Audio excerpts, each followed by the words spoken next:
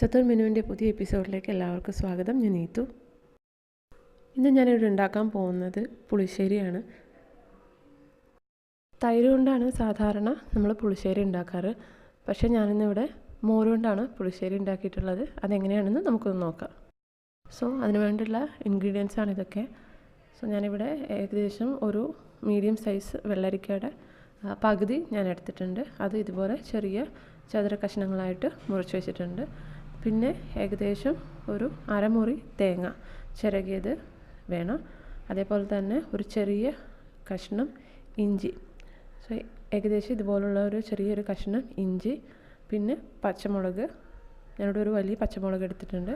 പിന്നെ ഒരു നുള്ള് മുളക് പൊടി, ആവശ്യത്തിന് ഉപ്പ്, ഉലുവ, ജീരകം, പിന്നെ മഞ്ഞൾപ്പൊടി, കടുക്, കറിവേപ്പില, പിന്നെ താളിക്കാൻ ആവശ്യത്തിന് എണ്ണ, അതേപോലെ തന്നെ ഏകദേശം ഒരു ഗ്ലാസ് മോര്. ഇതൊക്കെയാണ് നമുക്ക് പുളിശ്ശേരി ഉണ്ടാക്കാൻ ആവശ്യമുള്ള സാധനങ്ങൾ. എങ്ങനെയാണ് ഉണ്ടാക്കുന്നത് നോക്കാം.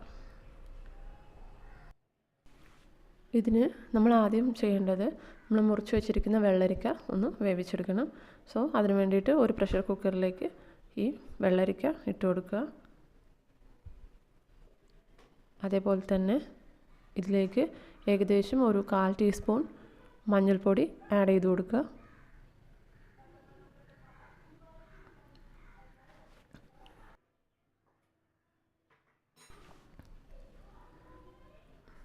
പിന്നെ ഈ വെള്ളരിക്ക മുങ്ങിക്കിടക്കാൻ പാകത്തിന് വെള്ളം ഒഴിച്ചു കൊടുക്കുക. ഒരുപാട് വെള്ളം ഒഴിച്ചു കൊടുക്കരുത്. പിന്നെ ഇതിലേക്ക് ആവശ്യത്തിന് ഉപ്പ് ഇട്ട് കൊടുക്കുക.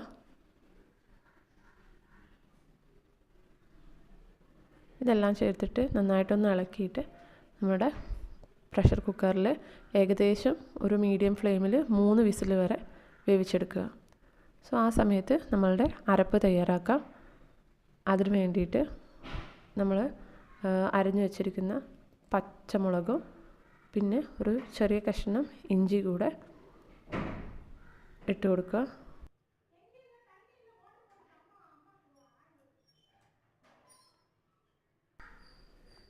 ഇതിലേക്ക് ഏകദേശം ഒരു 3 പിടി തേങ്ങ ആഡ് ചെയ്ത് കൊടുക്കുക.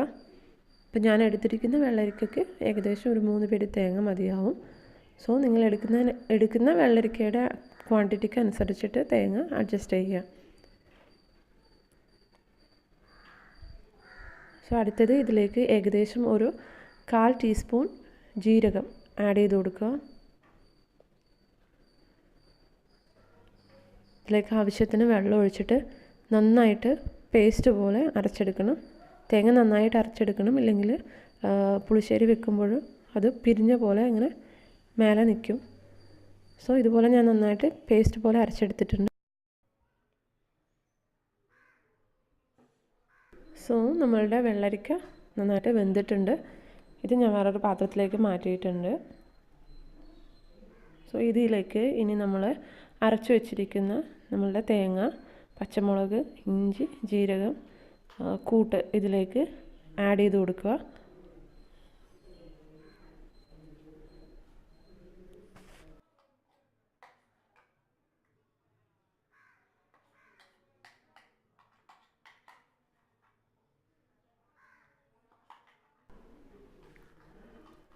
നമ്മളുടെ തേങ്ങ അരപ്പ് ആഡ് ചെയ്തിട്ടുണ്ട്. ഇത് നന്നായിട്ടൊന്ന് ഇളക്കി കൊടുക്കുക. അതിനുശേഷം ഇതൊന്നുകൂടെ അടച്ചു വെച്ച് വേവിക്കുക. നമ്മളുടെ അരപ്പ് ഏകദേശം നന്നായിട്ട് തിളച്ച് വന്നിട്ടുണ്ട്. ഈ സമയം നിങ്ങൾ ഉപ്പ് ചെക്ക് ചെയ്ത് നോക്കുക. കുറവുണ്ടെന്ന് തോന്നുന്നുണ്ടെങ്കിൽ കുറച്ചുകൂടെ ആഡ് ചെയ്ത് കൊടുക്കുക. ഞാനിവിടെ കുറച്ച് ഉപ്പ് ആഡ് ചെയ്തിട്ടുണ്ട്.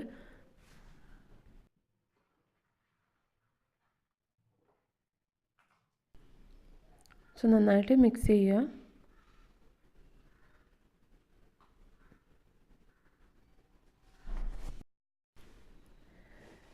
ഇപ്പോൾ നമ്മളുടെ വെള്ളരിക്കയും അരപ്പും ഒക്കെ നന്നായിട്ട് വെന്ത് വന്നിട്ടുണ്ട്. ഈ സമയത്ത് ഫ്ലെയിം നന്നായിട്ട് ചെറുതാക്കി വെക്കുക. അതായത് സിമ്മിൽ വെച്ചിട്ട് ഏകദേശം ഒരു ഗ്ലാസ് മോര്, കട്ടിയുള്ള പുളിയുള്ള മോര് ആഡ് ചെയ്ത് കൊടുക്കുക. ഇത് നന്നായിട്ടൊന്ന് മിക്സ് ചെയ്തിട്ട് കുറച്ച് നേരം ഒന്ന് ചൂടാക്കണം.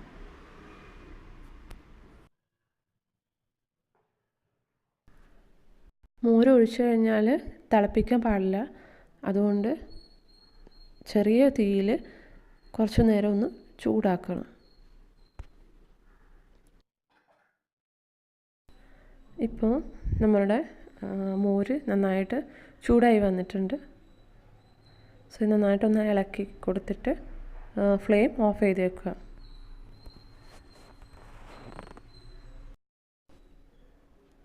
അടുത്തത് നമ്മൾ പുളിശ്ശേരിക്ക് താളിച്ച് കൊടുക്കുക.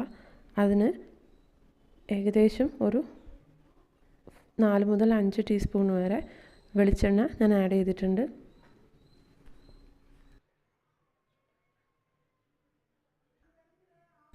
സോ എണ്ണ നന്നായിട്ട് ചൂടായ സമയത്ത് ഞാനിതിലേക്ക് ഏകദേശം ഒരു 1/2 ടീസ്പൂൺ കടുക് ആഡ് ചെയ്ത് കൊടുത്തിട്ടുണ്ട്. ഇതിലേക്ക്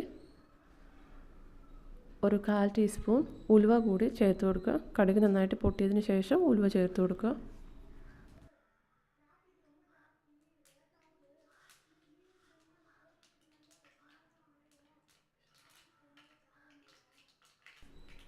എപ്പോഴും ഉലുവ വളരെ കുറച്ച് മാത്രമേ ഇടാൻ പാടുള്ളൂ, കാരണം നല്ല കയ്പ്പുണ്ടാവും അതിന്. സോ അതുകൊണ്ട് ഏകദേശം ഒരു നുള്ള് അല്ലെങ്കിൽ ഏകദേശം ഒരു 1/4 ടീസ്പൂൺ ഉലുവ ആഡ് ചെയ്ത് കൊടുക്കുക. അത് നന്നായിട്ട് ചൂടായിട്ട് വരുമ്പോൾ ഇതിലേക്ക് കറിവേപ്പില ഇട്ട് കൊടുക്കുക.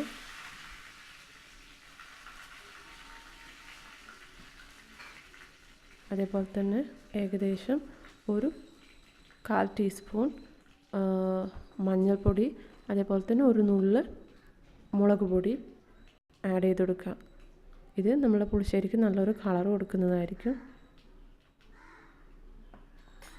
നമ്മൾ പൊടി ഇട്ട് കഴിഞ്ഞാൽ അധികം ചൂടാക്കാൻ പാടില്ല, എന്ന് വെച്ചാൽ പൊടി കരിഞ്ഞു പോവും.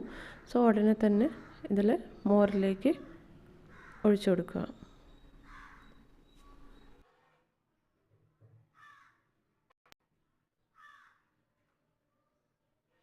സോ എല്ലാം കൂടെ നന്നായിട്ടൊന്ന് മിക്സ് ചെയ്ത് കൊടുക്കുക.